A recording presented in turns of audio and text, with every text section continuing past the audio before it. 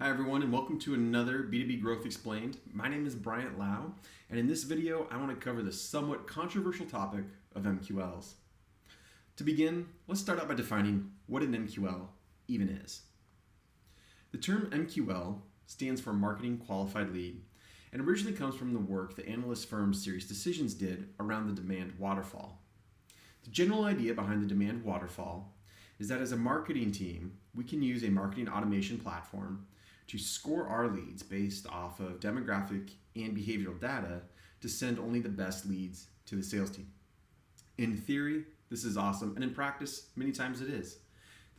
Now, unfortunately, some companies run into different challenges throughout implementing that process, and I want to focus this video on some of those challenges you might run into and ways you can address them.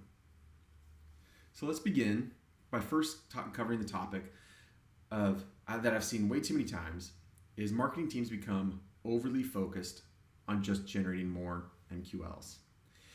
As a demand generation professional and a marketing professional, really the best work that we can do for a company is really thinking holistically across both sales, SDR, and MQLs to make sure that we are maximizing those efforts.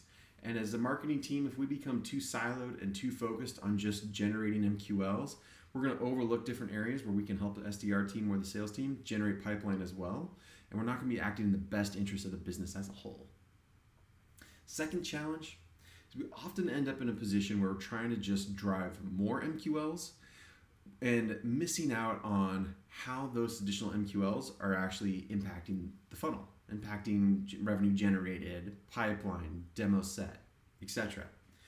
Even seen this in some scenarios where the drive to just generate more MQLs can ultimately lead to the implementation of business practices that really aren't ideal in the long term for your business.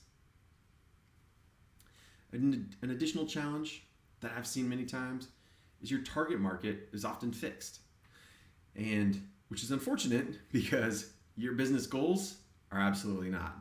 So as a business, you may want to continue to double or triple your overall pipeline, but you have to be cognizant of the fact that your overall target market is going to be fixed, and purely playing a numbers game of trying to generate more MQLs oftentimes really isn't a viable option.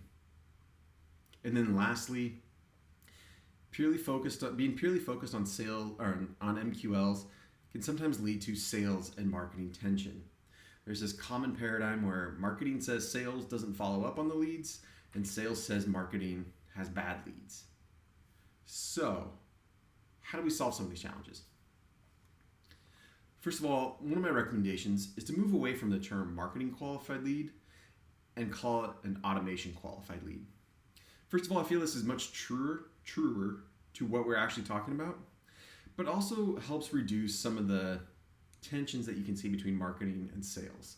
No longer is it a marketing lead that's being passed to sales. It's automation, and as a marketing and sales department, we can work together to optimize that automation. Second, you really want to view your MQLs as a function and not a key performance indicator. What I mean by that is that you're always going to have a scenario where you want to send your best leads to your sales team, and you can use the concept of MQLs as a function for passing those leads to your sales team, which is absolutely great. But as a marketer and demand generation professional, I do not recommend it being a key performance indicator for your business. Instead, what we can focus on as a team is improving the conversion rate of the total number of records your SDR team is going to work in any given period, and how that conversion rate for those records is progressing in terms of the records moving to SQLs or pipeline. To say it another way, your SDR team is only ever going to work a certain number of records any given month. They only have a certain amount of bandwidth that you've hired for. As a demand gen and marketing professional, we have the opportunity to think about their efforts holistically and think about what is the best way to optimize those efforts and impact the business, not only from inbound, but across silos, looking at both inbound and outbound. If we focus on those efforts on both cold and warm leads, we can have the greatest impact on the business and ultimately lead to success. So, I appreciate you watching this video. Thank you for taking the time. I hope you find this video and others on this channel very interesting. If you'd like to continue a conversation about this or share some of your thoughts, I'd be happy to continue a conversation. Thank you.